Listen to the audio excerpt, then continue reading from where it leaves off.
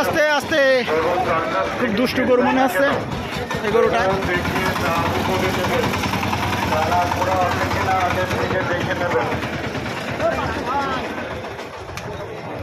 এখনো ব্যাপারী নামে নাই, সব লাইন দিয়ে সব রাখি গরু। বেচা কেনা এখনো শুরু হয়নি, কেবল আসতেছে গরু সব। আলমডাঙ্গা গরুর হাট, এদিকে সব ব্যাপারী এখনো বেচা কেনা শুরু হয়নি, কেবল গরু আসছে এখন।